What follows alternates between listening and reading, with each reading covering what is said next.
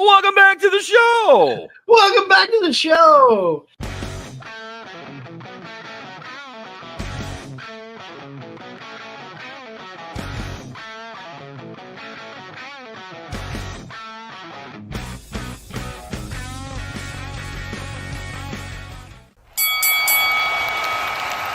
And now, your hosts of the Card Subject to Change podcast, the For Frequency's Sake Tag Team Champions of the World, the Wizard CZ, and Never Wrong Nick Nolan.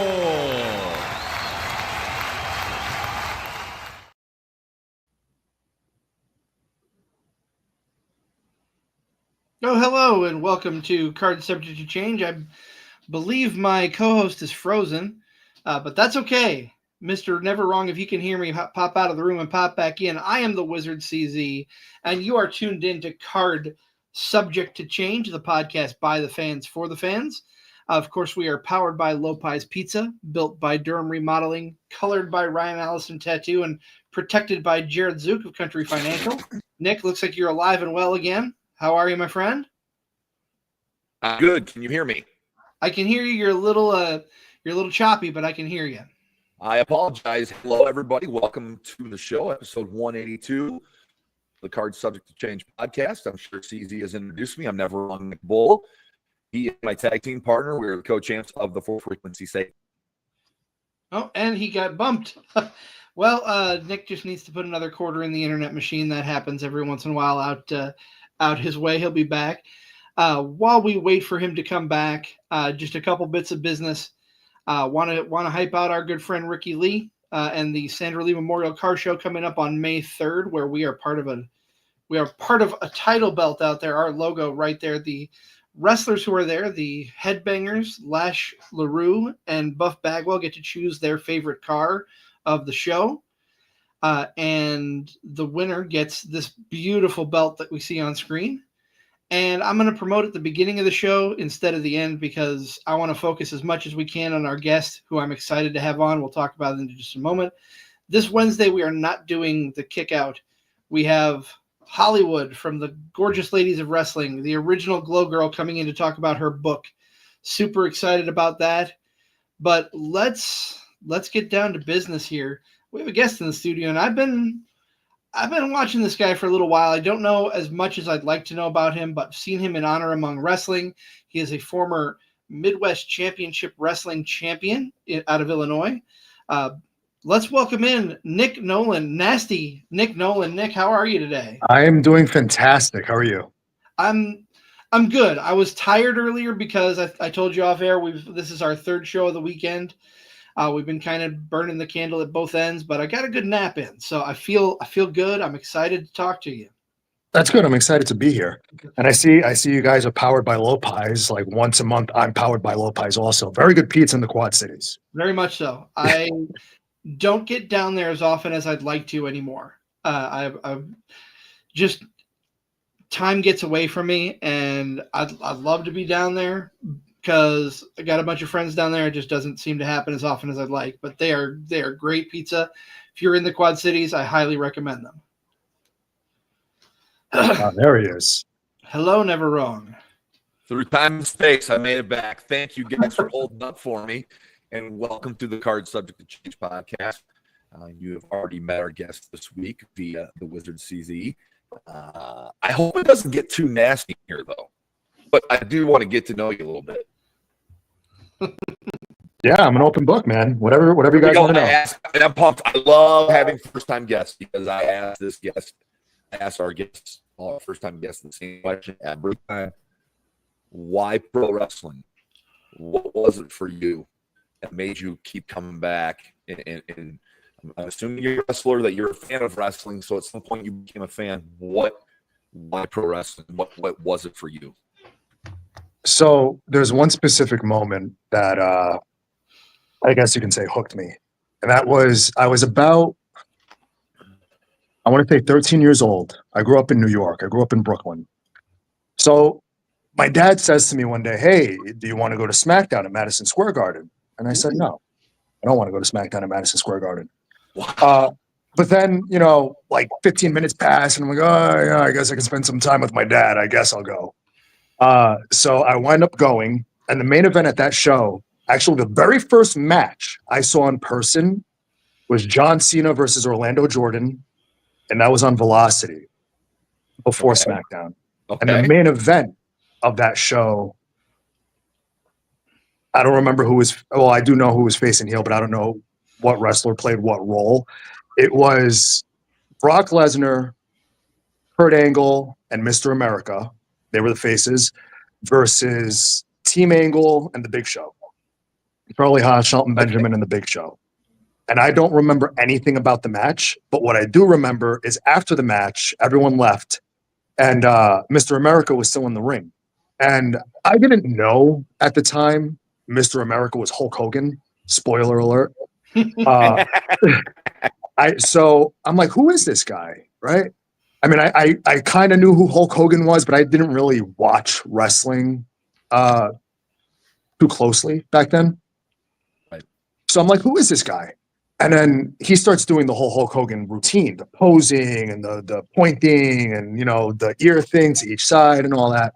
And I remember looking over to my right. We were kind of in the nosebleeds. And I remember looking over to my right, and I literally see the building shaking back and forth. Ooh. It wasn't crazy, but it was definitely noticeable. And then I look back in the ring, and then I look back to my right, and the building's shaking. Everyone's losing their minds. And this was Hulk Hogan's last appearance, because I think he quit that day. But this is the infamous where he lifted up the hood and told everyone to shut up. And he exposed that Mr. America was Hulk Hogan. This was after the show. But that moment, thinking about it now, I have chills, I have goosebumps. That's the moment that I knew that I wanted to be a professional wrestler, because the electricity in that building that night, I've only felt one other time at another event with The Rock and John Cena. But that's when I knew I wanted to be a professional wrestler. And pretty much every decision I made since that day, good and bad, have been for wrestling. Now, Nick, before we continue, I want to make the understanding. Was that your first interaction with wrestling, or did you watch wrestling before going to that SmackDown show? So my very first memory of professional wrestling, I think WWE just uploaded this not too long ago, because I was like, when was this? Okay. My very first memory, I had to be 4 years old. I walk into my dad's room, and on the TV is The Undertaker and Yokozuna, and the ropes were red, white, and blue. Okay. So I think that was their casket match at the Great American Bash or something like that. And The Undertaker scared the hell out of me. Yeah. This was scary Undertaker back then. So I saw that. I was like, no, I'm not doing this. So I didn't watch because of The Undertaker. So, I mean, growing up, going to school, in elementary school, people would talk about The Rock and Stone Cold Steve Austin. But really, other than that, my first real... I haven't even thought about this until right now. My first real talking to other kids about wrestling is when Owen Hart died. And kids in my school were like, oh, did you see Owen Hart? He died yesterday or whatever. And I'm like, yeah, I watched. I didn't watch. But that's pretty much the other, one of the first memories I have was people talking about that. Okay. And I remember being at a bus stop. Wow, this is crazy. And this kid, Alberto Gonzalez, we were talking about, this is crazy how you just open this Pandora's box in my head to talk about all this stuff. But we were talking about that, waiting for the B-16 on Fort Hamilton Parkway. This is insane how this is just coming back to me right now. But after that, I never really watched wrestling. I remember right before I went to that show at Madison Square Garden, I may have watched an episode of SmackDown here or there. I didn't have cable where I lived, and SmackDown was my show. One of the other I don't know if this was before or after, but it was an early memory I had. It was John Cena versus The Undertaker, the American Badass Undertaker. And not too long after that, I think I went to SmackDown. And then the rest is history. Yep. That is a fantastic way to get yourself introduced. I mean, Madison Square Garden alone being the Mecca, you gave me chills, that whole story. That episode of SmackDown is a very notorious one for things that happen, because SmackDown's edited, so you don't see everything that happens live.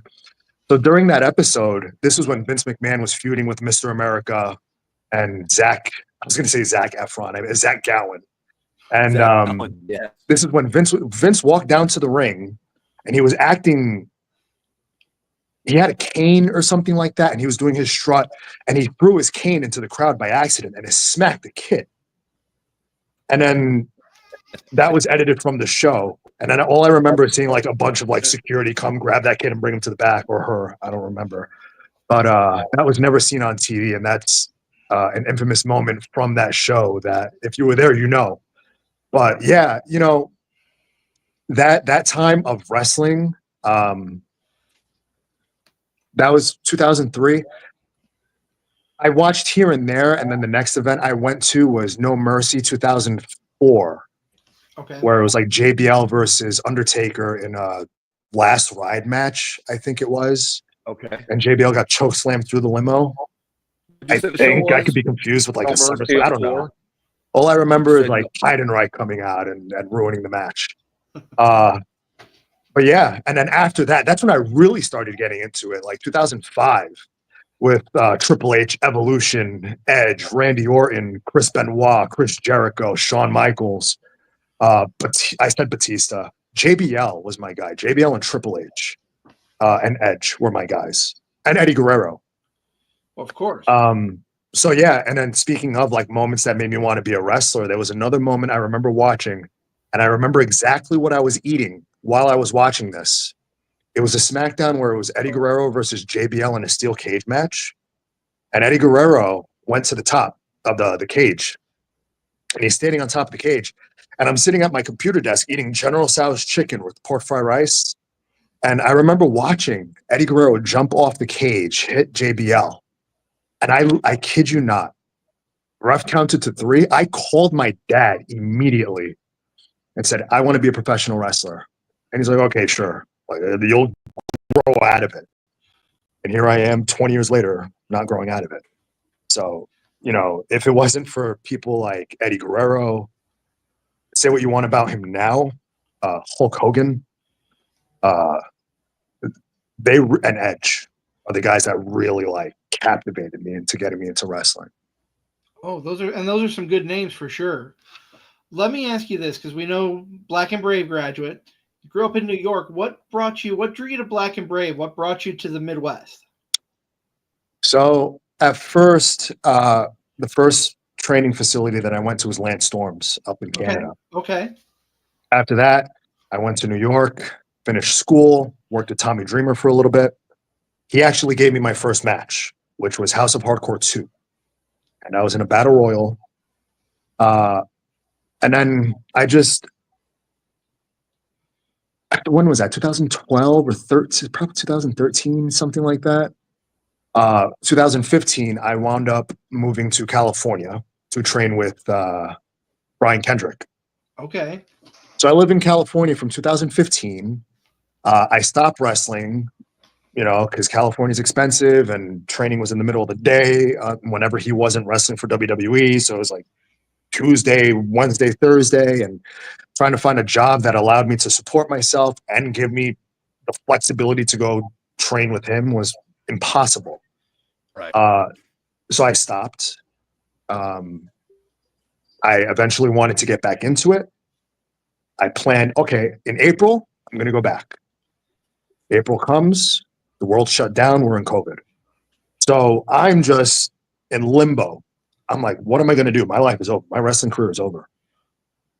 So I eventually, you know, get my way back in with Brian, start working with him a little bit. He, you know, takes me under his wing. You know, I go to his house. We watch wrestling. We talk wrestling. We student mentor kind of thing. And he really likes talking. That guy, to this day, I say has the greatest brain for professional wrestling. So underappreciated, underutilized. But when I was talking to him, I'm like, hey, you know, I want to get back into wrestling. Are you training? Are you coaching? And he's like, no, I'm not really coaching anymore. I was like, damn, okay, well, I guess that's that. So I'm like, what am I going to do? So I look at where I can go, and I was considering Booker T's because I had spoken with him, and he was like, yeah, come down here. And then, you know, something was like, hey, you know what? it was either Booker T or Seth Rollins. So this was, I want to say, April 2022. I want to say the middle of April 2022. A little bit before my birthday. I remember that. So I emailed Black and Brave, and I was like, hey, I have experience with this guy. If you can squeeze me in any future class, because I know they were like booked out for at least a couple of years. Sure. And if they can just maybe accommodate me and squeeze me in anytime within the next year or so, that's kind of what I was banking on.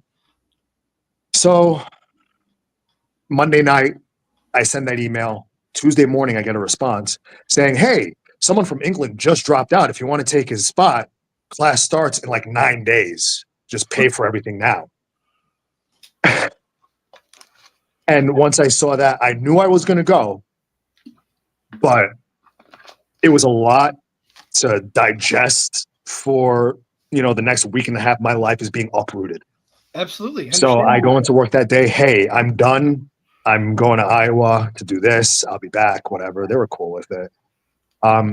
So like a week later, I'm in Davenport. We do the day zero, which is to weed out people who just can't do it. So I remember doing that. And while we were doing it, Seth Rollins walks in. He doesn't say anything. He just like sneaks in. And it's crazy, because I had just seen him on TV like 2 days before that. Yeah. So it's like, it's wild. Yes, I've been around professional wrestlers, but no one at the level he was at the time. So it's like, holy shit, that's Seth Rollins. That's wild. That's crazy. So we do day zero. We do all that stuff. Fast forward, what was that, April? The last day of class, we have a tag match with him. And I start the match with him, and we do our thing. And it's just crazy to be in there with someone so damn good. It's like, you think you're okay? You're not. You're not. Like, it's a real wake-up call to be in there with someone at that level. And he's not wrestling like he's wrestling on Raw, obviously. Like, it's very, fundamental, basic stuff. But even, the basic stuff, being up close, like locking up with him, beating him up, listening to him. I learned so much in that one match. It's just wild, July in April, I'm like, I don't know what I'm going to do with my life. I don't know where I'm going to be. In July, I'm wrestling with Seth Rollins, and that was an incredible experience. You meet people there, you become friends, and he's been a great coach. I send him my matches, and he's brutally honest with me. When I first started, he'd be like, brother, that is the shits, and he'd say that to me. And it's like, damn. But hearing that from someone like him, it's like, okay, well, now it's time to buckle down and fix things up. And then to go from, damn, that was the shits, so I can tell you're working hard, and that's good. You should do this. You should do that. That's really good. It means a lot. And I know he's not bullshitting. Sorry for I know he's not kidding. That's okay. Yeah, you're fine. And then even whenever I have a question, I'll text him. He'll answer it, and he'll answer it in a way I need to hear. Because if I don't understand, I'll be like, "Hey, what do you mean?" And then he'll re-explain it in a different way. And just hearing certain things from certain people a certain way really does help. And even a couple of weeks ago, he's in Buffalo, and he's having a seminar for his graduates on his bus, like doing a Zoom call. And it was like 3.5 hours. Like the night before Raw. It was like the night after Elimination Chamber, the night before Raw. And it's like, it's wild that the one-off day he has during this busy Road to WrestleMania season, he's doing that for us. And that was cool that he did that. So that's something, I know we all appreciate. People can say whatever they want about him, but I think he's a phenomenal coach. Wow. And we've heard that. We've definitely heard that as well from people we've had on, that he's very in touch with everybody and very honest, and everybody seems to appreciate him coming out of Black and Brave from what I've gathered from everyone we've talked to. Mm-hmm. Yeah, I think so. I would say so. So go back to those 9 days where you had to pretty much that's a quick adjustment. 9 days from having a regular job to going to wrestling school. That's quick. Yeah, it's very quick. And, looking back at it, it's crazy how things happen and things just fall into place, right time. If you want to believe in, the universe looking out for you, whatever it is. Either way, if it wasn't for my girlfriend at the time helping me out, I had money to go. And it was like all of my money to go. Right. But with her support and, and her family support, who were tremendous during my time when I was at my lowest and helping me out when I needed it, It allowed me to go to Black and Brave. And it was a transition, because I had to, one, leave where I was living, leave my job. I wasn't having an income, and, leave my girlfriend. And it was a lot of, I didn't really have time to process it until I got there, because it was just move. You got to do this, you got to do that, you got to do the other thing. I was talking to Rollins' mom about setting up, where I was going to stay, the bunkhouse, who I was going to, live with, and all that stuff. And it was just a whirlwind. And it was a very fast 9 days. And I was working, and I was like trying to save up as much money as I possibly could before I went out.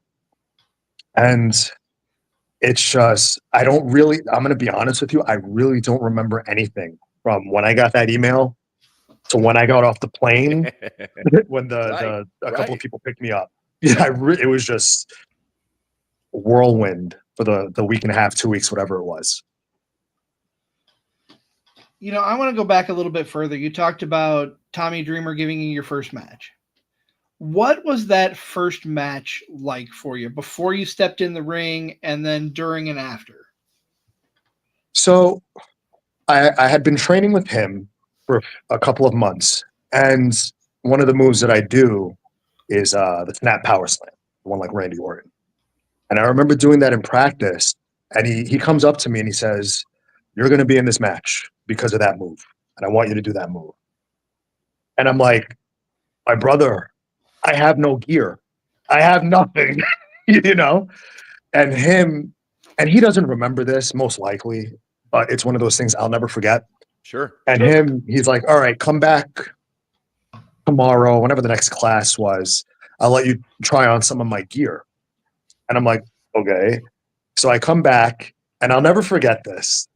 He brought a couple of pieces, but the one that I tried on was his, I don't know if it's still the same pair or if he's had multiple, but it's his Dusty Rhodes polka dot pants. Uh-huh. Right? I know it's so he let me try those on, and I'm like, "Dude, these don't fit." I was like 175 pounds maybe at the time. And this is before he leaned out, so he was a little bit bigger. And I have them on, and I'm holding them up. And if I let go, they're going to fall to the ground, right? So they're that big on me. So I somehow managed to, so I went to Brooklyn to work with Joel Maximo, who was in the SAT in Ring of Honor. Mm-hmm. And he gave me a singlet of his. It was just a plain black singlet. I think, I'll tell you where that singlet is. Remind me. So he gives me that singlet. I go to the show, and ironically enough, someone I trained with in Calgary was visiting New York at the time, and he came with me to the show. But funny thing, so before Tommy told me I was going to be on this show, mm-hmm. I go to my dad, "Hey, do you want to go to this show? It's in Poughkeepsie." And he had a house in Montgomery, and it was like 45 minutes, an hour away. And we're like, "Yeah, sure, we'll go." I thought I was just going to go watch the show with him. I didn't know my dad was going to be there for my first match. So I go to the show. My friend, he fucks off and he goes wandering around the building. My dad is there. He comes later because I went a little bit earlier, I think. I don't know. It was just a crazy day. But so I remember the people at that show, and it's crazy how small the wrestling world is. My very first show, Lance Storm was there, my coach. Rhino was there, who I would wind up wrestling a couple of matches against. I remember Matt Hardy being there, Carlito being there, MVP being there, Steven Richards being there, he's so nice. But the person who surprised me the most, because I heard horrible stories about him, and I to this day, one of the nicest guys I've met in this business, for the very brief interaction I had with him, is Bully Ray. And this was the day that TNA invaded House of Hardcore, where Bully Ray attacked Tommy Dreamer at the end of the show, if you guys remember that, and set up their whole angle for, I guess, the TNA Championship. And Bully Ray was a really, really nice guy. And it's funny that we're talking about, this is sidetrack. My mind's going a million miles an hour. Leaving my job in California, I'm wearing the shirt that I used to wear at work over there. There you go. Yeah, so he's a tremendously kind guy. I'm sure I annoyed the hell out of him because I was asking him a million questions because I just want to learn, So anyway, I was number 9 in this battle royal, and the training session before this show, Dreamer comes up to me. He's like, "What's your name?" I'm like, "I don't know, dude." So I was like, "All right, well, let's come up with one." So he's like, "All right, Nick, you train in Calgary. How about Nick Owens? Because of Owen Hart." Sure. I was like, "I like it, sure." So my very first match, my name was Nick Owens. I was going to go with that. So I can assume you put 2 and 2 together why I changed my name. But so I come out number 9 during this battle royal, and I don't remember anything. All I know is I come out to this like generic, horrible rock music. Right? I had a Titantron. I think it said my name. Okay, you got that going for you. I had that going for me at least, right? So I come out and it's crickets, right? They're like, "Who the fuck is this guy?" And I'm like, "Who the fuck am I?" So I walk down over the ramp. I get into the ring, and there was this Italian student who trained with me. I think his name was D3. So I get in there with him. I run my little spot. I hit that power slam, and the place erupts. Right? The place is going crazy for that one move. And then I'm like, okay, I don't know what to do now. So I go and beat up Nunzio. And I have a video of this, which I may post someday. So I go and beat up Nunzio. But it's funny. So in Calgary, when I was training with Lance, I got hurt going over the top rope. So I have a mental block with that. I don't like going over the top rope forwards or backwards. I almost broke my leg. So I told this to Tommy Dreamer. I'm like, "Yeah, my dude, like I can't go over the top rope." And he's like, "Don't worry about it. I can't either. I have this thing just like you, where it freaks me out going over the top rope backwards." So now this battle royal is going to be pinfall, submission, or elimination. So he changed the rules of this match solely for me. Right? So thank God, because going over the top rope at the time freaked me out. Sure. And I have a funny story about going over the top rope with Rollins. It's not funny. It's just anyway. So I do my spot, and the next person coming into the ring was Danny Doring, who was an ECW original, I think. He was doing commentary, so he was like a surprise entrant. So he comes down, hits me with the clothesline, does his top rope leg drop. And all I remember seeing is him climbing. I'm laying there, him climbing to the top, and a spotlight is behind him, and his ass about to land on my face. And for some reason, like now I'd be like, "Jesus, please," But at the time I was like, "Oh, that's crazy." Like I remember thinking, like, "Wow, that's crazy." And then boom, didn't feel anything. It was great. He pins me. I get eliminated. I go to the back. Dreamer comes up to me and he's like, "Decent." I'm like, "Damn, decent, that's it?" I was like, "Damn, okay." And I got into my head. And it was my first match. I was in a battle royal for like a minute and a half. Like, what am I going to do? Right. But I was like, I was hoping he'd be like, "Oh, that was great. Did you hear the pop? Did you hear this? Did you hear?" But again, he's getting ready for his own stuff. He probably didn't even watch. But I appreciate him being like, hey, decent. Okay, fine. But going back to that going over the top rope backwards thing. So at Black and Brave, we did a drill where we were going over the top rope. And I was getting tossed over and my balls were clipping the top rope. I was smashing my legs on the apron. I just can't do it, right? I got through it and it sucked, but I just couldn't do it. So during my match with Rollins, we're putting it together and he's like, all right, I'm going to hit you with my patented AA and then, get up and I'll clothesline you over the top rope. And I'm like, okay. I'm not going to sit here and tell Seth Rollins, yeah, brother, by the way, I can't go over the top rope. So he hits the move and clotheslines me over the top rope, and it was smooth as butter. It was easy. And I remember taking him like, what am I bitching about? It's not that bad. But it was just so quick. You don't have time to think and get in your head. And I'm not going to tell him no. But cool story about that is, as far as I know, only me and John Cena have taken that move from Seth Rollins. So, I mean, I'm just saying. So after that match with at Dreamers, I kind of, didn't really pursue it as much as I should have because I had my own issues going on, had a lot of body dysmorphia, and I was like, I don't look like 2004 Randy Orton. What am I doing? It's like, but brother, I'm 22, but he was like 22 at the time too, so it was even worse. So,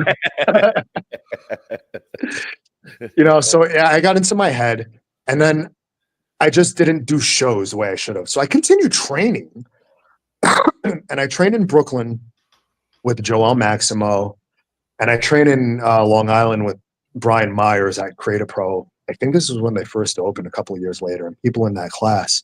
I trained at I think it was called Ludus at the time with Joel Maximo, and Santana and Ortiz were in that class. Okay. And Ortiz, tremendous dude. When I was learning how to do that Randy Orton power slam, he took it from me. I'm not even kidding, at least 25 times straight, wanting to make sure I got it right. And I did. But if it wasn't for him, I probably wouldn't be able to do it as smoothly as I do. So, and he doesn't remember that. It's one of those things. It was so long ago. It was such a little thing that he doesn't remember, but it's something I'll never forget. For sure. For sure. Absolutely. And then I trained at Creative Pro with, and in that class was, Max Caster, Bear Bronson, and MJF. They were first starting. And it's, again, one of those things. They went on to bigger and better things. They'll never remember, But, yeah, after that, that's when I packed my stuff and moved by myself to California to train with Brian Kendrick. And then came to Davenport. And here I am in Davenport, literally right now. And what a ride! What a ride it's been. Yeah. And you're not done yet. No, not yet. And I don't know what the road ahead has for me, but I'm glad. You said to remind you about a black singlet that was used in your first match. Yes. So that very first singlet that I had for my very first match is in the student house, in the attic at Black and Brave student house. So apparently what people do is they leave things up there. So there's last time I was there, it was a couple of years ago, but there's a chair up there and we kind of made like an invisible wrestler. So there's a pair of boots, a pair of knee pads, my singlet, and then I think there's a board with like everyone's signature on it or something like that. So yeah, it's in the attic at Seth Rollins' student house. That's cool. They'll probably be there forever. That's a cool story. We wouldn't hear that from anybody else. I forgot about it until right now. So cool. Nick, you've mentioned a lot of great names that you've worked with and trained with. What is the best piece of advice that anyone has ever given you? It's tough. The first person that comes to my mind is Brian Kendrick. And I remember we were watching,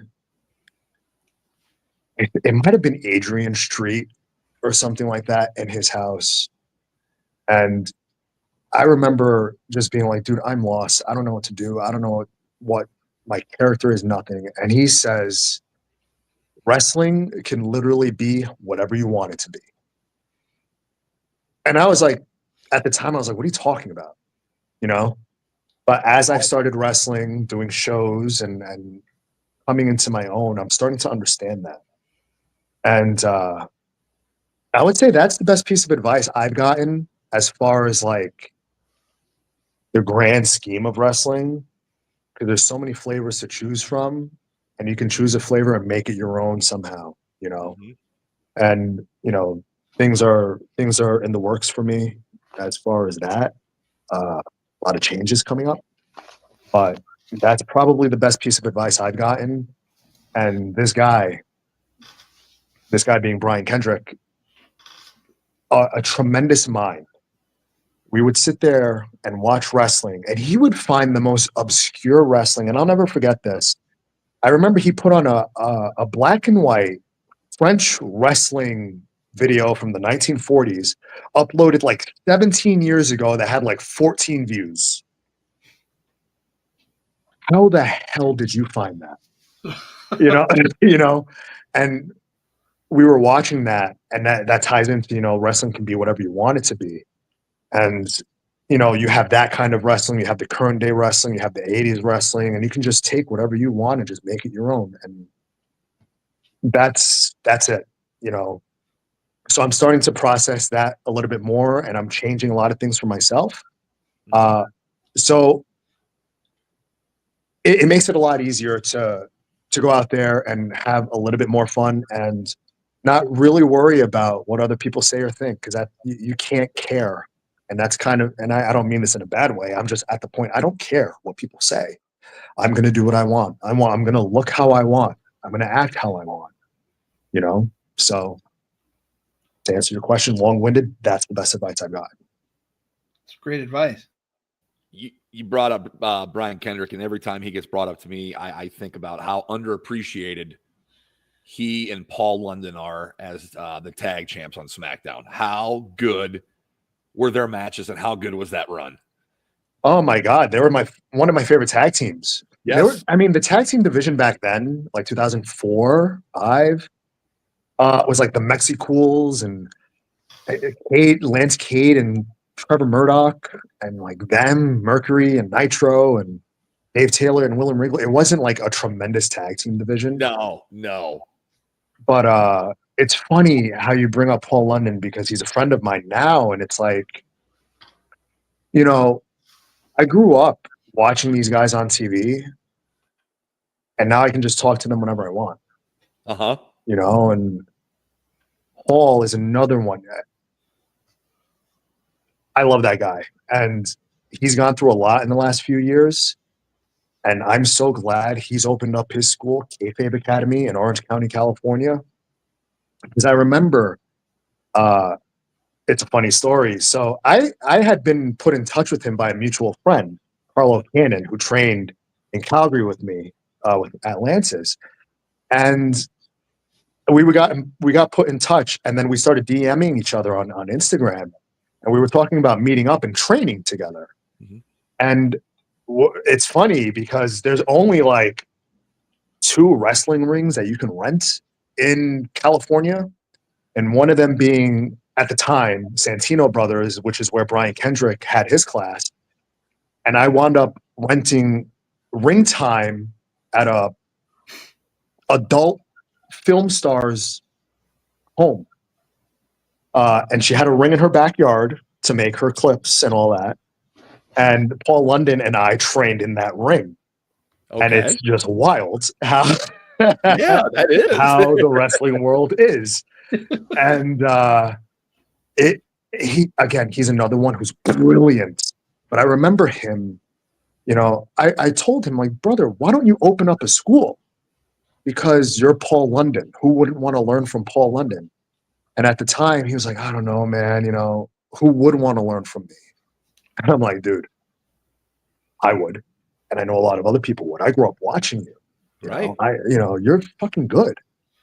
And he was just so doubtful and I guess insecure about maybe opening up a school, but I kept on it. Like, open up your school, open up your school. I promise you, people are going to want to come because there's only so many options in Southern California.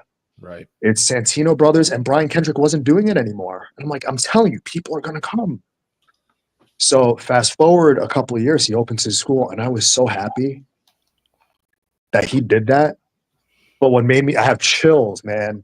What made me happier was seeing like he had so many students. And what makes me even happier is he wasn't wrestling as much because he didn't want to do it anymore. And, you know, it wasn't me. I'm not saying I was the one that brought him back, but I would be like, hey, dude, go wrestle. You know, Yeah. This is what you do. Because I'm not going to pull the curtain back too much with what we spoke about, but he was in a rough spot. And I'm so happy to see him fucking wrestling again and like having a career renaissance on the indies. I see him post like he's going to be like North Dakota and Alabama and Maryland. And I'm like, wow, that's crazy. You know, and it just makes me happy to see him thriving wrestling again because he deserves his flowers while he's still wrestling. And For sure. you know, I hope he gets an opportunity somewhere because he's so, like you were saying, him and Kendrick were so underutilized and underrated. And, you know, I remember, so when they were tagging, they had matching gear. And one that comes to mind is one that I would see on TV all the time is their blue gear, the blue like shorts with the blue kick pads. Yep. So one day in class, Brian was like, hey, we're going to learn how to do kicks. So he brings like a bag of kick pads.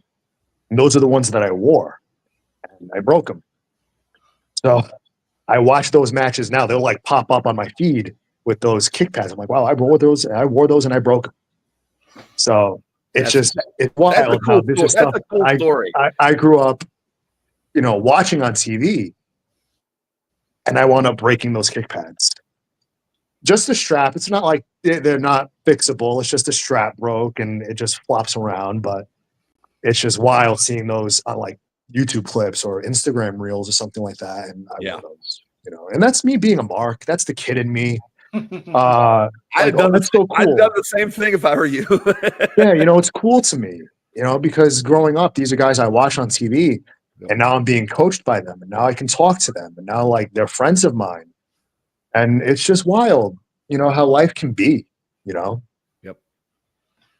What do you gravitate towards now when you're not in the ring? What are you watching? Are you following current product a lot? Or where do you find yourself as a fan? As far as current product, the only thing I really watch is John Cena, and you know, the CM Punk, Seth Rollins, Roman Reigns thing going on. Because that's really what's piquing my interest. As far as like the current product, I don't really follow AEW. What I see is like the stuff that I see on Instagram or a clip on YouTube. I used to be a little bit more into it, but I kind of just fell off. I really don't watch, if I'm being completely honest, I really don't watch too much wrestling anymore. Because it comes in ebbs and flows, and right now I'm down here with it. Right. But I definitely do make time to watch the 15, 20-minute segments, you know, with Rollins, Roman, Punk, or Cena. Sure. So that's really what I'm watching as far as wrestling goes. So you're definitely looking forward then to WrestleMania with Cena being in the main event. And hell yeah. And that match being a triple threat. I mean, Mania is looking pretty darn good this year. Yeah. Oh my God. Yeah. I mean, at least that, you know, I don't really care about anything else going on. Right. But the two main events, you know, the most important matches. And to think and looking forward to what Backlash is going to have. I think John Cena is going to win 17. I hope he does. My next And question. then he's going to wrestle most likely Randy Orton at Backlash, you know, which is cool. You know, and I don't care what anyone says. Yes, they've wrestled 412 times. And I was at their first one, their first real one, not the Eddie Guerrero tribute show, but like their SummerSlam 2007. Mm-hmm. And to see them go at it one more time. And I hope, this is me fantasy booking, that's John Cena's in December, John Cena's last match is with Randy Orton. You know, the whole legend killer thing. Bring that back one more time. Oh, yeah. Like, that's a cool wrap up to that story. If he works someone like a Logan Paul, it's like whatever. But at least with that, it's a closure to that chapter. You know, that's one of his greatest rivals. And it's a throwback at the same time, you know, with the legend killer. But, you know, WrestleMania, that Punk Roman Rollins match is looking to be pretty good. That's exciting. You know, we found out the favor wasn't the main event, which is cool. I didn't think it was, but, you know, it's cool to see that we still have that to look forward to. And, you know, who knows what's going to go on with The Rock and John Cena. You know, you bring up a good point about Randy Orton potentially being Cena's final dance partner. With their current roster, if I were booking, it would be either him or CM Punk, because CM Punk has history with Cena as well. Yeah. I think Cena and Punk will eventually dance. But it's crazy to think, you know, Randy Orton was also Triple H's last opponent when they did their show in Saudi Arabia a couple of years ago. Yeah.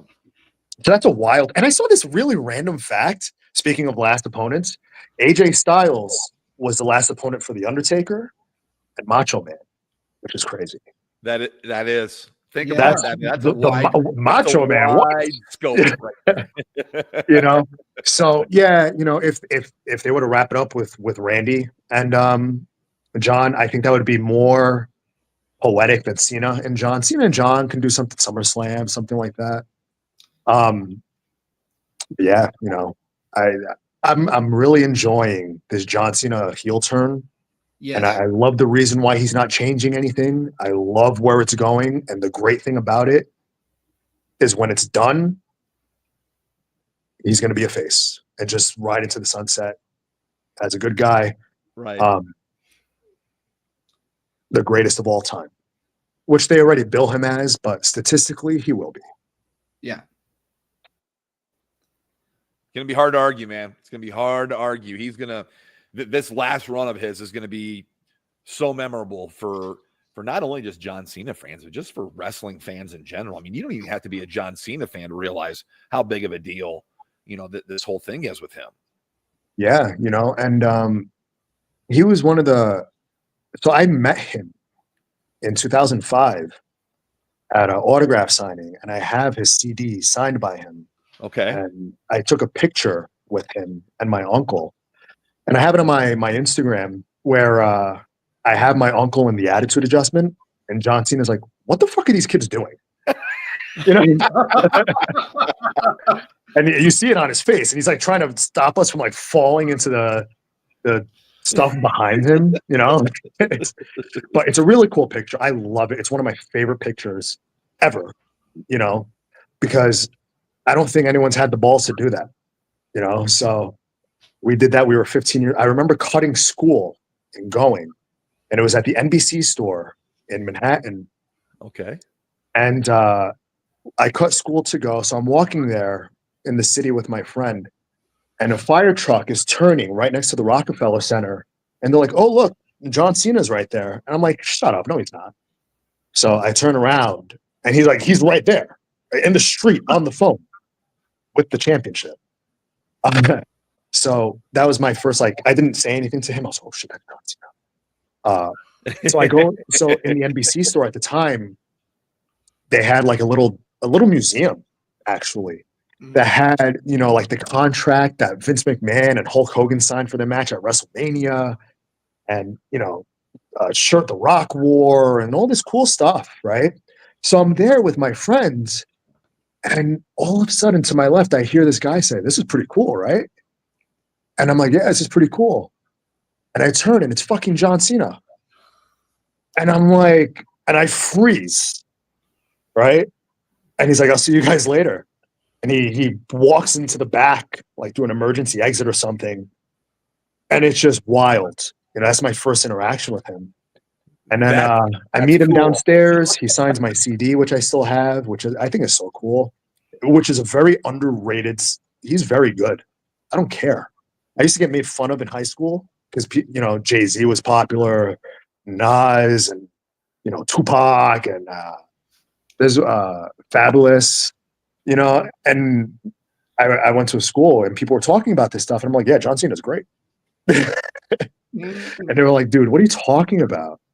But even listening to it now, I might throw that on one day when I'm working out, because he has and not just his theme song, he has a lot of good songs on there.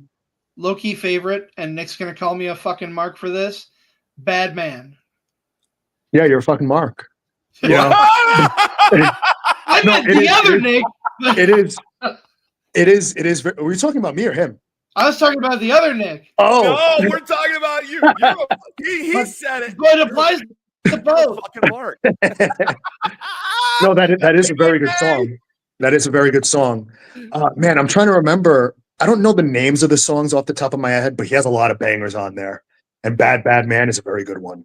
But yeah, people sleep on it. I might throw it on when I'm working out sometime soon. But I like, and speaking of meeting wrestlers, they always say never meet your hero because you're going to be disappointed. I met mine twice, two separate ones, I should say, two separate guys. And had the interaction gone any differently, I might not be sitting here right now talking to you guys. Because the first one, I was in Washington, D.C. for SummerSlam 2005, where it was Batista versus JBL and John Cena versus Chris Jericho. And this was like right before Jericho left. So I go to the hotel. And the very first wrestler I saw in person was Danny Basham. So I'm like, oh, I guess this is where the wrestlers are saying. I didn't give a shit about Danny Basham. So I go down the escalator. I walk right by him, go down the escalator. And then like the first wrestler I actually met was Carlito. And I don't know if he was drunk or high or both, but he is he's somewhere else, right? But he's still very nice, because I'm like, hey, what's up, man? I'm 15 years old. I can only imagine what these guys were thinking. Because I picture myself now, So I go up to him and I'm like, hey, can I take a picture? And he's like, sure. So ironically, right next to us is like a little stand where they have like newspapers and apples. So I grab an apple. I'm like, I'll bring this right back. I just take the apple and I walk over to Carlito and I take a picture with him with the apple. And that was my first interaction with a professional wrestler, which was pretty cool. But, other people that I ran into that day, not so pleasant stories. One was Shawn Michaels. And now knowing what was going on at that time with him and Hulk Hogan, I don't blame him. But I go up to him and he like pushes me. And it kind of like chops me and pushes me. And I'm like, dude, I can't imagine, like doing that like to a 15-year-old kid. But he was probably pissed that day, which rightfully so. And it's funny because another one, he walks in and everyone's losing their minds. Everyone's going up to him. I'll tell you who it is in a second. Everyone's going up to him, asking for autographs. He's no-selling everybody, just walking around. Hulk Hogan. And I'm thinking about the promo of Shawn Michaels on Larry King when he's dressed like Hulk Hogan, where he's like, once the cameras are on, brother, it's a whole different story, right? They start filming for Hogan Knows Best. Guess who's the nicest fucking guy in the world, right? So he's signing autographs. I remember one person had like this big portrait of him that they painted. He signed it. He signed my ticket, and I took a picture with him on my 2005 flip phone, which is all pixelated. You can't tell who it is, but you can see the mustache, so you know who it is. It's a pixelated man with a blonde handlebar mustache and two kids, me and my uncle. But I remember this long-winded story, but I'm standing by the elevators and like Mae Young is there, Fabulous Moolah are there, and they're super sweet. and they're talking to fans and stuff like that, and they're talking to me, and all of a sudden the elevator opens and out comes Maria Kanellis, Stephanie McMahon, and Triple H, right? So they walk to Mae Young and Fabulous Moolah, who are like right next to me, and they start talking. And like this whole congregation all of a sudden surrounds them because it's Triple H. And people are asking him for autographs and pictures. And he's like, again, like I can only imagine. It's very overwhelming. He's trying to have a conversation. And he says, hey, guys, we're trying to have a conversation here. And then me being totally oblivious to the situation, right? I'm next to Triple H. And I'm like, hey, I tap him. I'm like, hey, man, can I have your autograph? This is like right after he says this. And he looks at me and he's like, yeah, sure. Let me just put my stuff in the car and I'll meet you upstairs. I tell you, I have never run so fast in my life, right? And the story's going to get better. So I run up the stairs, right? And I'm like, okay, where am I going to wait for Triple H? So I'm like, oh, there's a limo there.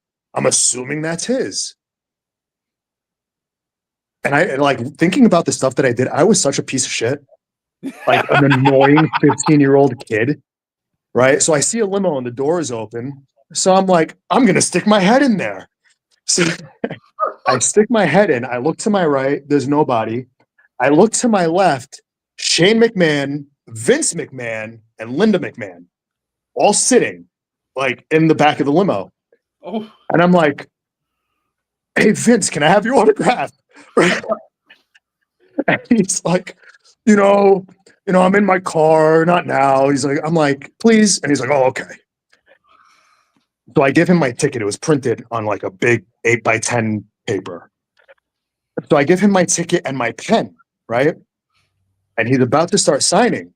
And he's like trying to adjust because he's not really writing on anything. So he's like trying to fold it and, do whatever. So I look out the limo and I see Triple H coming. I take the pen. I take the paper out of Vince McMahon's hands and I give it to Triple H, right? So he starts signing and it says like, I'm HH. And then their limo driver like bumps into him and fucks up the signature. And he's like looking at him. He's like, brother, like he's probably already annoyed. So then he signs it again. I'm HHH. So I have an I'm double H and I'm Triple H autograph on my ticket. And then he goes in the limo and they go on their merry way to the Verizon Center in Washington, D.C. I walk back to the front of the hotel and I could be placing these, it's all the same day. Like, I don't know what happened first, but just to keep continuity, I walk to the front of the hotel. I'm standing there with my uncle. We're just fucking around. All of a sudden I hear someone say, excuse me, guys. So we just part like the Red Sea. Don't even look at who it is. I look down and I see like tribal tattoos on the forearm. I look up. It's Randy Orton, right? And he's about to go wrestle The Undertaker. And so I'm like, holy shit, it's Randy Orton. Can I have your autograph? And this was 24-year-old Randy Orton. This was get the fuck out of my way, Randy Orton. Who the fuck are you, Randy Orton? Fuck you, Randy Orton. This was the Randy Orton that was a piece of shit. And he's changed, And I did not get Randy Orton's autograph. But I was going to say, and you probably didn't stick your head in Randy Orton's limo either. No, I was shook for the rest of the day. I would have been too. But I remember earlier in the day, oh no, you know what? That might have been earlier in the day because afterwards, I think the first actual autograph I got was from his dad. Okay. So I went down to the like little store they had in the hotel and I see him buying cigarettes. And I'm like, hey man, can I have an autograph? And he's like, all right, sir. And it's like Cowboy. I didn't know who the fuck it was. I just knew it was Randy Orton's dad. Right. And funny story, I just did a show with him like a month ago. And it's just so crazy. how the wrestling world works, you know? It is. The first autograph I got was from Cowboy Bob Orton, of all people, and I'm doing a show with him, you know? So had Triple H been like, fuck you, kid, get out of here, I might not be sitting here. The other one, Madison Square Garden, Royal Rumble, 2008. This was the night that John Cena came back. Mm-hmm. So across the street from Madison Square Garden is where the wrestlers park their cars in the little, you go down into the garage. And so, that day I'm out there with a bunch of other fans. I meet Cody Rhodes, who's like 19 years old, super nice. I don't even remember who else. Shelton Benjamin. I remember Shelton Benjamin because he signed an autograph and I stole his Sharpie marker. He's like, "Oh, whose marker is this?" I'm like, "Oh, it's mine." And I took it. But so fast forward, it's crazy. A red Dodge Charger drives into the garage, and out come Tommy Dreamer, Santino Marella, and Edge, right? Okay. And so at this time, and it's not because it was them, it was just everyone knew that's where the wrestlers were coming, and there had to be at least 150 people there around the entrance of a parking garage. And so the police come and they're like, "All right, everyone get the fuck out of here." And for some reason, they didn't tell me to leave.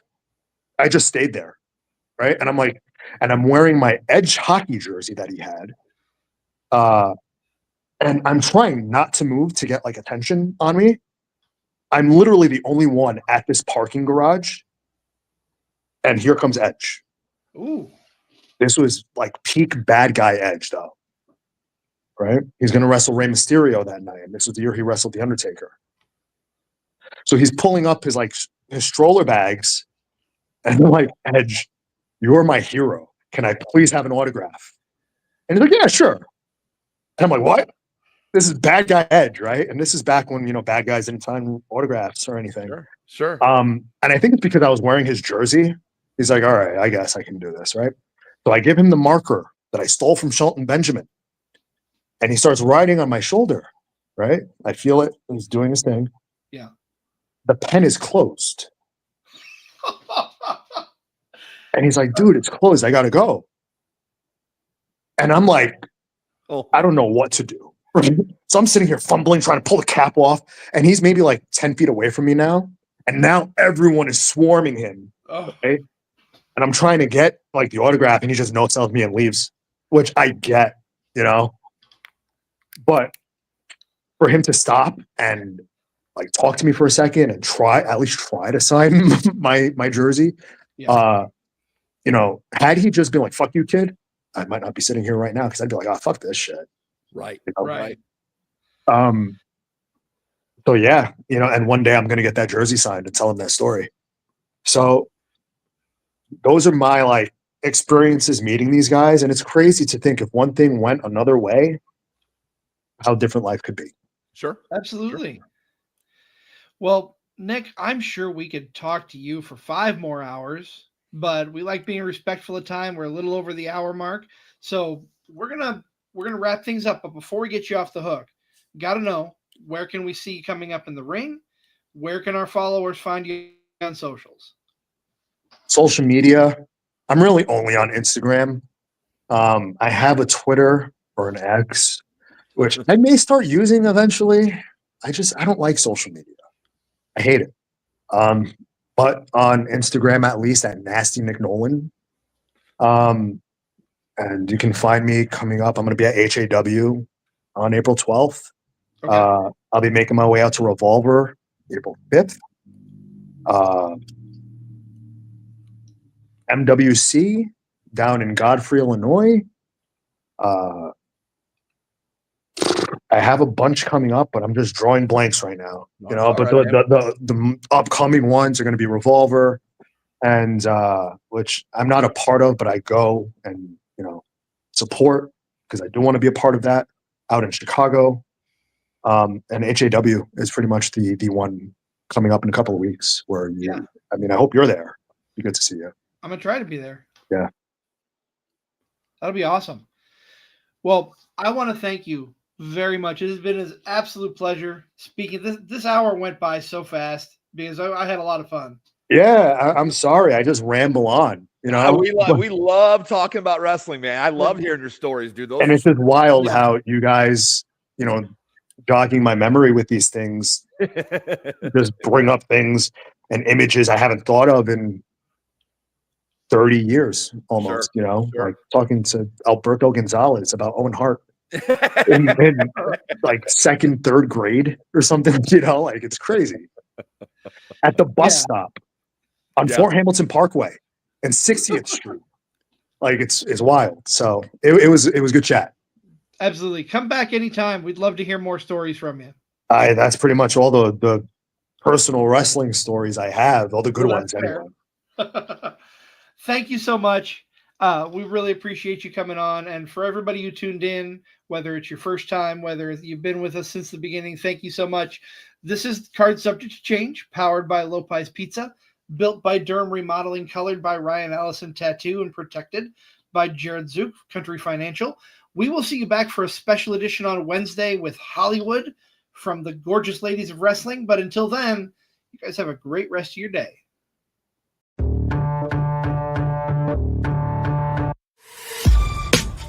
This has been a For Frequency's Sake Podcast Network production.